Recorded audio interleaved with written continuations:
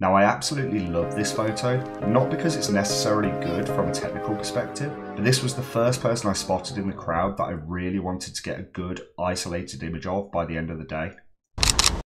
Hey up, how are we doing? I've got a slightly different one for you today. So instead of my normal street photography POV walks, I actually went to shoot my very first event. I went to Leicester Pride 2023, and I think, and hopefully you'll find out in a minute, I got some pretty decent shots.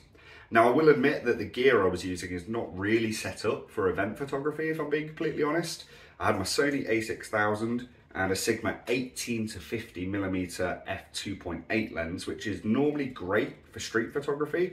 However, I think it's more a camera body thing and an autofocus thing that meant that it made it slightly more difficult for the parade, and I'll come on to that in the video in a second.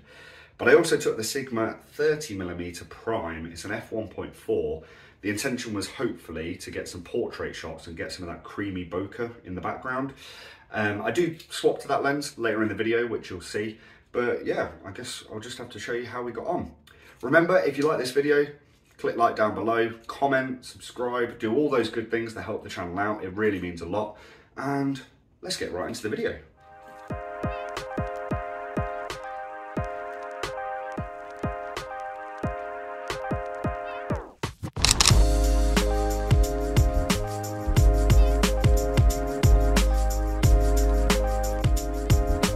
Having not shot a parade before, I did find positioning to be a bit of a challenge initially. I managed to get what could have been a pretty cool photo of this smiling security guard in front of the word Pride, but there was quite a lot of background noise in the frame which kind of spoiled it a bit for me. My top tip, if you're going to photograph a parade or really anything with big crowds and lots of people, is to spot the subjects that you want to get photos of early on, and then move further along the parade's path to sort of set up a shot for when that subject passes through. I began using this tactic a little later on, and I managed to get one of my favourite photos I think I've ever taken, which is near the end of the video.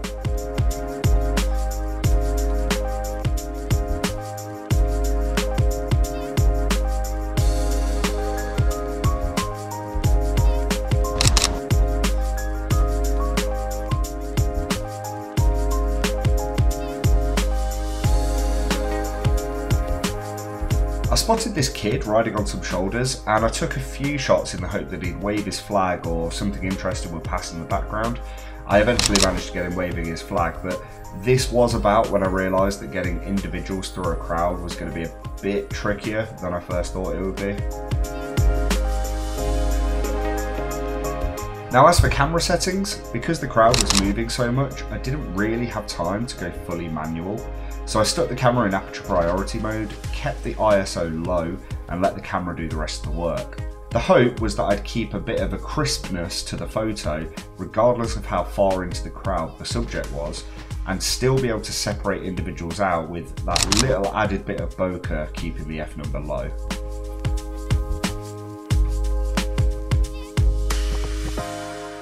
One thing that does help massively is obviously I get to edit these photos in post. And so individuals like this person, I was able to pull out a bit more in Lightroom by kind of highlighting them and kind of separating the background a little bit more. I did enjoy taking photos of signs like this one. Firstly, it made me feel like a bit of a journalist or a photojournalist, which was, you know, pretty cool. But also, it made my life so much easier because instead of having to cut a person out through all of the noise, I was able to target something that was above all of the noise and kind of had its own space to breathe. Now, I absolutely love this photo, not because it's necessarily good from a technical perspective, but this was the first person I spotted in the crowd that I really wanted to get a good isolated image of by the end of the day.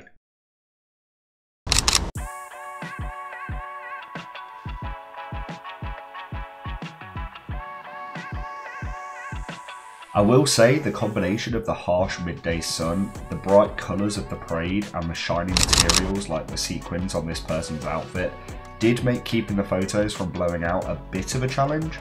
However, I was able to recover most images in Lightroom using a bit of a combination of my presets and some clever masking of the subjects.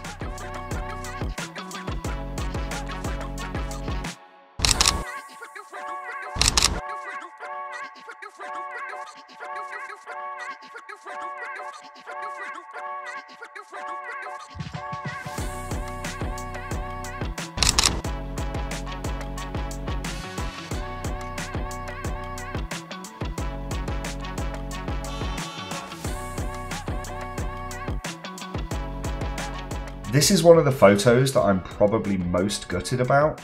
I tried to get a photo of this girl through the crowd, and I think the framing of this shot is perfect.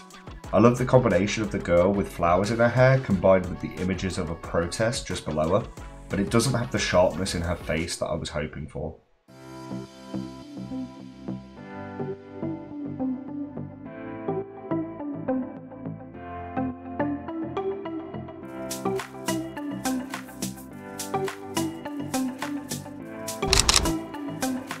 So at this point, the parade had been stopped briefly as they were nearing the final event venue and were getting ready to filter people in and start checking tickets and things like that. So I took the opportunity to whip out my 30mm f1.4 lens, just in the hope that I might be able to get some nice portraits of people as they were walking past me a bit more slowly. I took this shot a little wider, knowing that I need to crop in later to fully utilise the rule of thirds on this, but I really wanted to get these two hugging whilst keeping the busyness of the frame to give them a bit of a standout moment, and to be honest, I love how this shot turned out.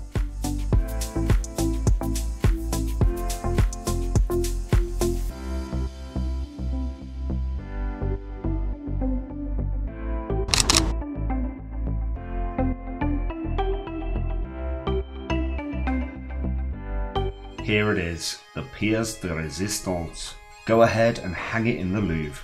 Okay, maybe I'm bigging it up a little too much, but as I mentioned earlier in the video, I spotted this incredible tartan-clad individual, and being part Scottish, I had to nail this photo.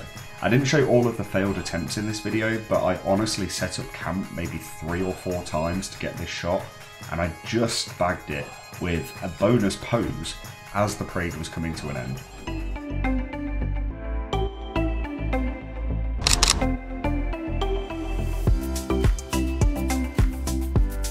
So it's probably worth pointing out at this point that I had been chasing this parade around for about an hour in the midday sun, and I had stupidly not eaten or drunk anything all day. So yeah, my motivation to stay around was waning a little bit, and I think you can start to see that creep into these last couple of photos. That being said, while they're running through, I'll give myself a bit of self-promotion because, you know, why not? This is the 3rd of my first 4 POV trial run videos. I was giving them a go to see if I enjoyed them, see if I got any good feedback, and so far I think people have been enjoying them, and I've definitely enjoyed putting them together, so thank you for that. The 4th of these videos is going to be going live in a couple of weeks. It's going to be another event, so make sure you subscribe so you don't miss that one. I'll also be launching a Lightroom preset pack alongside that video, which will feature all of the presets that have been used in the first 4 videos so far. And I'll probably add to that pack, so if you buy it, I will give you the free presets up until the end of the year probably, that get added through all of the POVs that I record until Christmas. Also, if you like any of the photos that you've seen in this video or any of the other videos or my socials, all of them are available to buy as prints. If you go onto the links below and you can't see a photo that you like, drop me a message on Instagram and I'll make it available for you so you can buy it.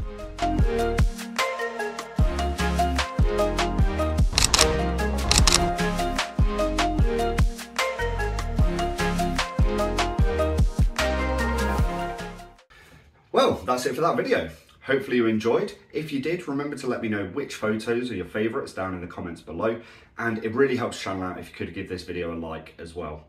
Remember, turn notifications on and subscribe to the channel to not miss any future uploads, and I'll see you next time.